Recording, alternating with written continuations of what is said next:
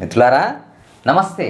పరమపుణ్యప్రదమైన పోతన భాగవతం ప్రహ్లాద చరిత్రకు మనసారా స్వాగతం. ప్రహ్లాదుడు తన తోటి రాక్షస విద్యార్థులకు ఆ భగవత్ తత్వాన్ని వివరిస్తూ ఉన్నాడు. శ్రీ మహావిష్ణువు సర్వవ్యాపకుడు. పంచభూతాత్మకమైన ఈ చరాచర జగత్తు నిండా ఆయనే ఉన్నాడు. కాబట్టి మనం సర్వ ప్రాణులను సమస్త జీవజాతులతో ప్రేమగా మైత్రిగా ఉండాలి, రాక్షస భావాల్ని పూర్తిగా విడనాడాలి అంటూ బోధిస్తూ, నరుడున్ తానును మైత్రితో మెలగుచున్ నారాయణుడంతయున్ వరుసన్ నారద సంయమీశ్వరునకున్ వ్యాఖ్యానముంజేసెమున్ హరిభక్తాంఘ్రి పరాగ శుద్ధతను లేకాంతుల్ మహాకించనుల్ పరతత్వజ్ఞులుగాని నేరరు మదిన్ భావింపని జ్ఞానమున్. నరుడున్ తానును మైత్రితో మెలగుచున్ నారాయణుడంతయున్ వరుసన్ నారద సంయమీశ్వరునకున్ వ్యాఖ్యానముంజేసెమున్. అనాది కాలంలో ఒకానొకప్పుడు నరుడు నారాయణుడనే మహర్షులు నరనారాయణులు ఈ భూమిపై అవతరించి ఎంతో స్నేహంగా మెలిగేవారు. ఆ నారాయణ మహర్షి వద్ద నారదుడు జ్ఞానాన్ని పొందాడు. ఆ జ్ఞానం హరిభక్తాంఘ్రి పరాగ శుద్ధతనులు ఏకాంతుల్ మహాకించనుల్, అది నేరరు మదిన్ భావింపని జ్ఞానమున్. ఆ నారాయణ మహర్షిచే బోధింపబడినటువంటి జ్ఞానము అందరికీ అర్థమయ్యేది కాదు.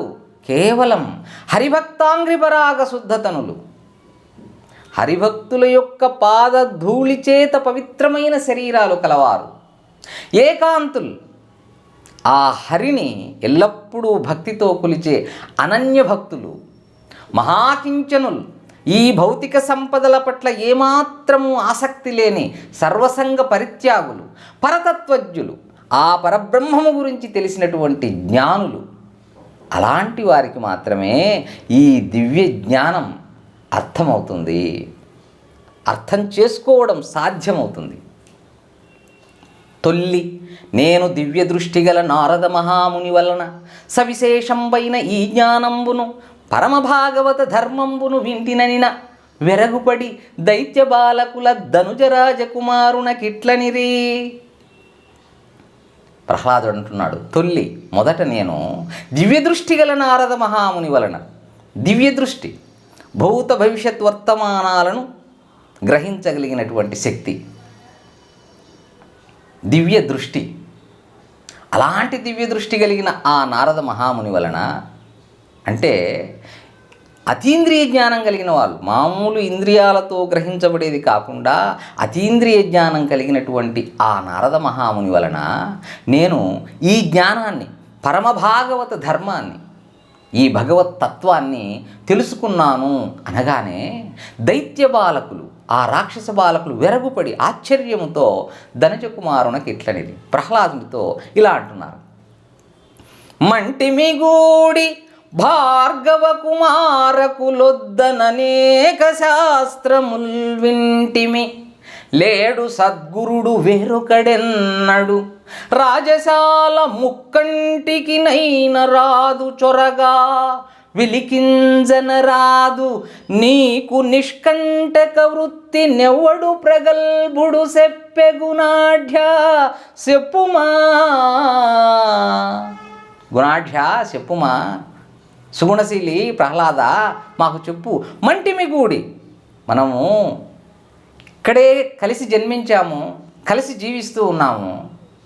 భార్గవ కుమారకులొద్దననేక శాస్త్రముల్ వింటిమి, భర్గుని వంశస్థులైన శుక్రాచార్యుని కుమారులైన చండామార్కుల వద్దనే మనం చదువుకుంటూ ఉన్నాం, శాస్త్రాలు నేర్చుకుంటూ ఉన్నాం. లేడు సద్గురుడు వేరొకడెన్నడు, మనకు మరో మంచి గురువు ఎవడు తెలియదే, మనకెవరు బోధించలేదే. రాజశాల ముక్కంటికి నైన రాదు చొరగా. ఇక నువ్వు నివసించే రాజప్రసాదం అంటావా, అంతఃపురం అంటావా, ఆ ఫాలాక్షుడు కూడా లోపలికి వెళ్ళలేడు. వెలికింజన రాదు.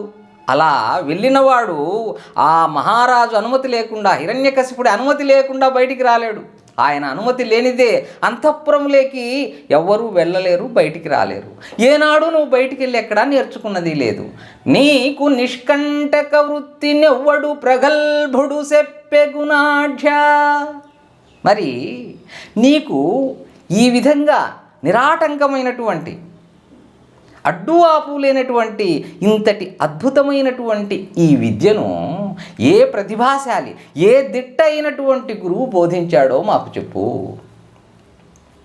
సేవింతుము నిన్నెప్పుడు భావింతుము రాజు వనుచు బహుమానములంగా వింతుము తెలియుము నీకీ వింతమతి ప్రకాశమే క్రియగలిగెన్. సేవింతుము నిన్నెప్పుడు సేవిస్తూ ఉంటాం, నీతో కలిసే ఉంటాం, నీతో ఆటలాడుతూ ఉంటాం, నీకు సపర్యలు చేస్తూ ఉంటాం. భావింతుము రాజు వనుతు, మా కాబోయే రాజువి నీవే అని మేము భావిస్తూ ఉంటాం. బహుమానములంగా వింతుము, బహుమానములు అంటే కానుకలు, నీకు కానుకలు ఇస్తూ ఉంటామని ఒక అర్థం. బహుమానములు, అనేక విధాలుగా నిన్ను గౌరవిస్తూ ఉంటాం. నీకీ వింతమతి ప్రకాశమే క్రియగలిగన్. నీకు ఈ అద్భుతమైనటువంటి జ్ఞానం ఏ విధంగా తెలిసిందో మాకు తెలియజేయి అని ఇట్లు దైత్యనందనులు తన్నడిగిన పరమభాగవత కులాలంకారుండైన ప్రహ్లాదుండు నగి తనకు పూర్వంబు వినంబడిన నారదు మాటలు దలంచి ఇట్లనియే. దైత్యనందనులు తన్నడిగిన ఆ రాక్షస బాలకులు ప్రహ్లాదుని ఆ విధంగా అడగటంతో పరమభాగవత కులాలంకారుండైన ప్రహ్లాదుండు నగి, ప్రహ్లాదుడు భగవత్తత్వం తెలిసినటువంటి ఆ ప్రహ్లాదుడు నవ్వుతూ తనకు పూర్వంబు వినంబడిన నారదు మాటలు దలంచి ఇట్లనియే. తనకు గతంలో నారద మహర్షి చెప్పినటువంటి ఆ జ్ఞానం గురించి వారితో ఇలా అంటున్నాడు. మిత్రులారా, ఏమన్నాడో తర్వాతి వీడియోలో తెలుసుకుందాం. శుభం భూయాత్. హరి ఓం తత్సత్.